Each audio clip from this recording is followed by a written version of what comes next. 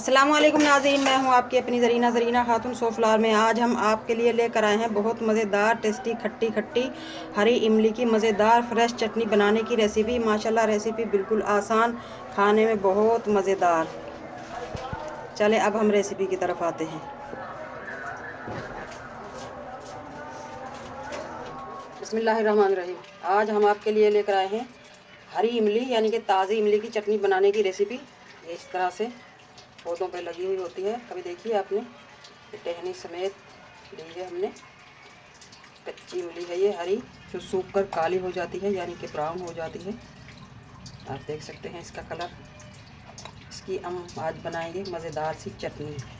चटनी के लिए हमने ये 4 हरी मिर्च ली है, ये ले लेंगे। और इस इमली को, ये डंडी जो होती है, ये तोड़ देंगे। इस तरह तो नहीं टूट रही, हम छुरी की मदद से लेंगे। छुरी की मदद से हम इस तरह से इसे खींचकर इसके दोनों तरफ होती है, ये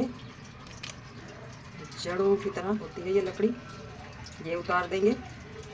और फिर इनके पीस कर लेंगे इस तरह से। पीस तो आराम से हो जाती है, अंदर से ये कच्ची है। बस हमने यही मेहनत करनी है इसमें।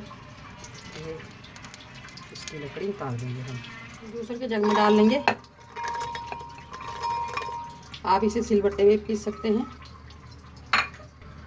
नमक ले लेंगे हस्बे जायका जितना आप खाएं। अब हम इसमें डाल लेंगे फ्रेश हरा धनिया। ये सारा धनिया हम डाल लेंगे, धनिया इसमें बहुत ज़्यादा जाता है। और कुछ डालेंगे ड्राई मसाले। हरे धनिए को हम इस तरह से बड़ा बड़ा सा काट लेंगे, डंडियों समेत। डंडियों में बहुत खुशबू और टेस्ट होता है। अब हम इसमें थोड़ा सा पानी डालकर पीस लेंगे। 1 टीस्पून लेंगे हम चाट मसाला, 1 टीस्पून ज़ीरा। कैप लगाकर पीस लेंगे।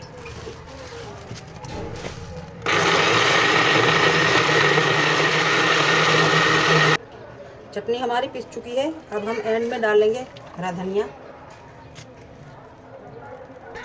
हरा धनिया और हरा लहसुन डालकर अब हम पीस लेंगे। लहसुन इसमें हरा ही डलता है।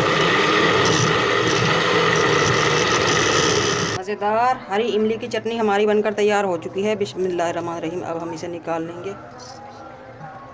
मज़ेदार सी हरी इमली की चटनी हमारी बनकर तैयार हो चुकी है। रेसिपी अच्छी लगे कमेंट बॉक्स में ज़रूर बताइएगा। लाइक शेयर सब्सक्राइब ज़रूर किया करें, इससे हमारी हौसला अफजाई होती है। बेल आइकन के बटन को भी ज़रूर प्रेस करें ताकि मेरी हर आने वाली वीडियो की नोटिफिकेशन सबसे पहले आपको मिलती रहे।